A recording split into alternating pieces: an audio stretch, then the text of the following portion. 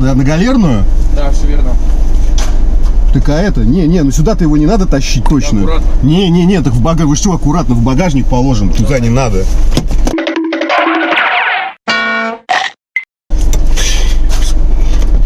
Хорошо, не мотоцикл еще.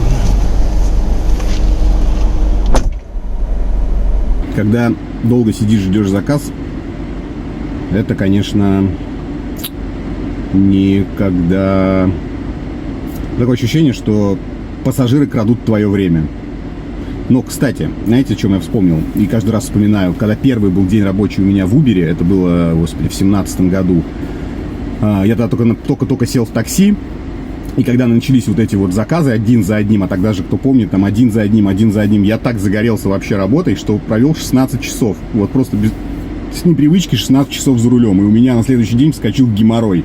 Реально такое было. Просто натер себе там все, видать, там и, короче, выскочил геморрой. Я думаю, ё-моё, вот это, блин, работка. Вроде все неплохо, бабки, да?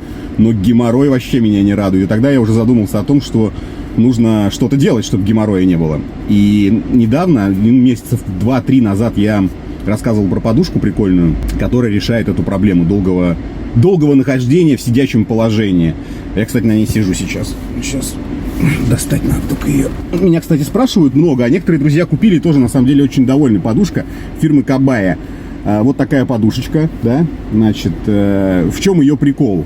Вот чтобы нивелировать все эти нюансы по поводу сидящего на плоской поверхности, да, человека, помогает езда на верховая езда, езда на лошади. Почему? Потому что у лошади свое особенное строение позвоночника. Вот эта подушка имитирует строение позвоночника лошади, да, то есть как ты сидишь на лошади сверху. И, соответственно, укрепляет мужское, что главное, здоровье, не только геморрой, там история-то длинная. И с простатой, да, помогает решать вопросы, да, чтобы не было всех этих аденом и так далее, варикозов, геморроев. В общем, куча всяких вот этих нюансов эта подушка реально нивелирует и реально помогает. Если, конечно, у вас есть возможность выскочить резко из машины, сесть на лошадь и проехать какое-то время, это тоже варик. Но я думаю, что это не у всех есть. Наверное, может быть, даже ни у кого. А что еще самое главное, это, да, что не нужно тратить, как я уже сказал, времени там на поездки на лошади, и денег это не стоит космических. То есть вы раз купили, под попу подложили, и просто считайте, что перед своим мужским здоровьем вы абсолютно чисты. А никаких проблем и дискомфортов не создают, привыкать не надо, сел и поехал. Вы можете спокойно сделать свое рабочее место гораздо полезнее, чем оно у вас сейчас есть. Берегите себя и свое здоровье. Ссылку на эту подушку я обязательно оставлю в описании. Заказывайте, и будет у вас пацанское здоровье и настоящая мужская сила. Пока-пока.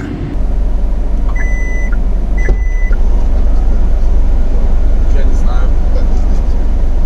Я же в таком виде не смогу положить, ноги сложить. Как ты впихнем? Ну а как мы впихнем? Он не влезет так. Я не знаю, как он скрывается полностью. Что, не складывали его ни разу? Нет, нифига, я с ним всегда катался, у меня просто батарея села.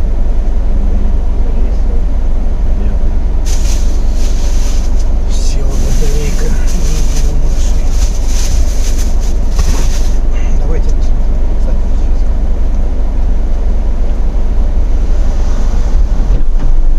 Я присяду, да? Да.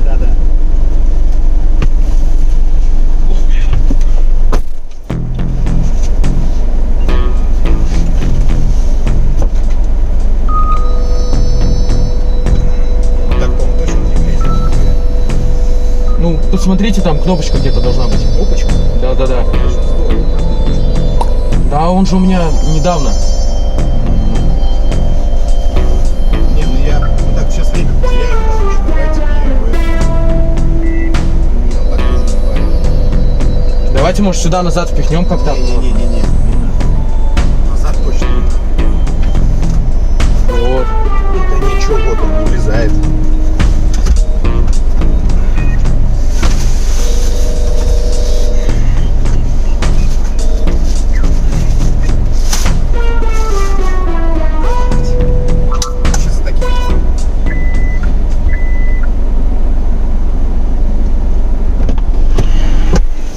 Такие истории, если вы не знаете, как складывать, за них надо доплачивать. Извините, у меня батарея села, я не ожидал. Батарея села, это, конечно, классно все.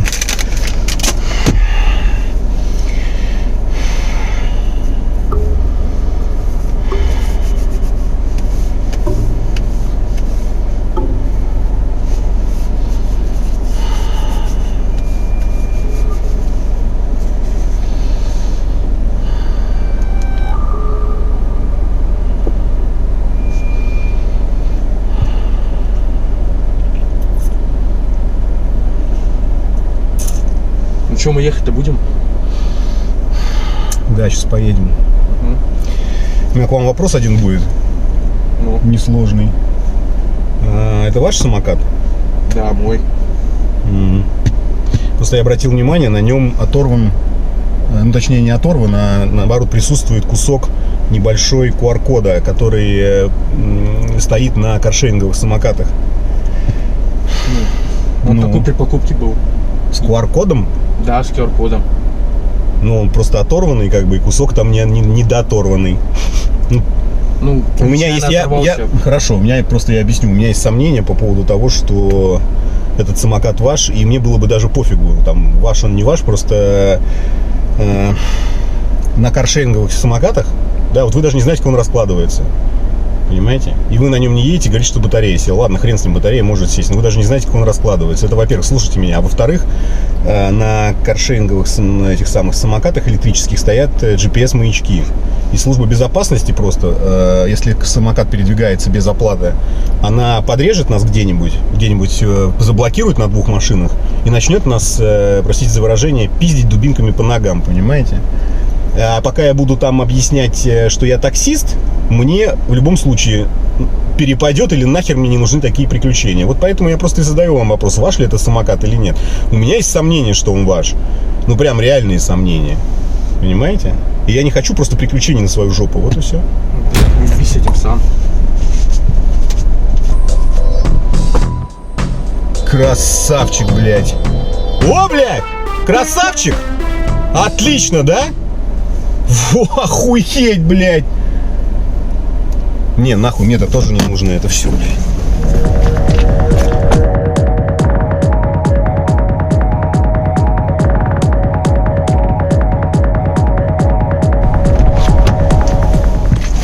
По-быстрому по съебам надо, блядь. Мне нахуй такие приключения не усрались вообще. Такой простой. Так продавали, говорит, а я вот дебил, да, бля, ребята. Не покупайтесь на эту тему. Я не знаю, как он раскрывается, у меня села батарейка, блядь. А потом, сука, рассказывает, что мы с ним не в сговоре, а просто я, блядь, еблан-таксист, который поверил херу в маске и в кепке, блядь. Вот и все. Как меня эти маски заебали, скорее бы уже все это закончилось. Просто вот, и чё, куда я вот эту рожу покажу, да, даже если вот, ну, сейчас я сказал бы, вот, ко мне сел чувак с этим, бля, опишите его, маска, кепка, заебись. Полстраны подходит под это описание. Нахуй, нахуй. Нахуй, нахуй надо съебывать. Подальше, бля. Надо в Яндекс написать. Хотя тоже, ну что писать? Ну, блядь, ну вот что делать в такой ситуации? Вот скажите мне. Вот, специалисты, блядь, пояснительную бригаду. Вот скажите, да, он в маске, в кепке. Ну, напишу я, блядь, заявление. Ничего, я потерял время. Блядь, заебусь там, да, вот эту всю историю там. Ну и чё, и толку, блядь. Толку-то никакого нет вообще. Абсолютно. Поеду-ка я в KFC и съем какую-нибудь, это не реклама KFC, и съем какую-нибудь плюшку с курицей, блин. Такие вещи надо, вот у меня всегда так. Если начинается какой-то геморрой, засада какая-то, знаете, в трансерфинге есть, ну я не знаю, кто верит в эту историю, не верит, понятие погасить маятник, когда у тебя происходит какая-то залупа в жизни. Надо срочно что-то сделать такое, ну, необычное и как-то выйти из этой темы, погасить этот маятник геморроев, короче. Вот сейчас произошла эта хуйня, все, я работать не буду, я пойду выпью кофе, съем что-нибудь, закачу глаза, подумаю о прекрасном, помедитирую, но только без этой всей херотени, бля. Короче, пишите, во-первых, про то, что делать вот в таких ситуациях. Правильно ли я поступил? Выкинул этот самокат и слился по-быстрому от геморроев подальше. Надо было, конечно, еще... Не, ну здесь я могу загнаться, пальцы там с него, да, там на нем мои остались, но как бы... Это уже, мне кажется, загоны какие-то. Надо... Что делать, короче? Правильно я поступил или нет? И как бы поступили бы вы? Ну, тут тоже, да, вроде спиздил, он не мой самокат, да, блядь, ловить его, бежать, пиздить его и вызывать ментов, нахуй это надо все. Ну, то есть я всех все равно не переловлю. И у меня задачи такой нет. И у меня даже работы такой нет. Какие женщины хуй.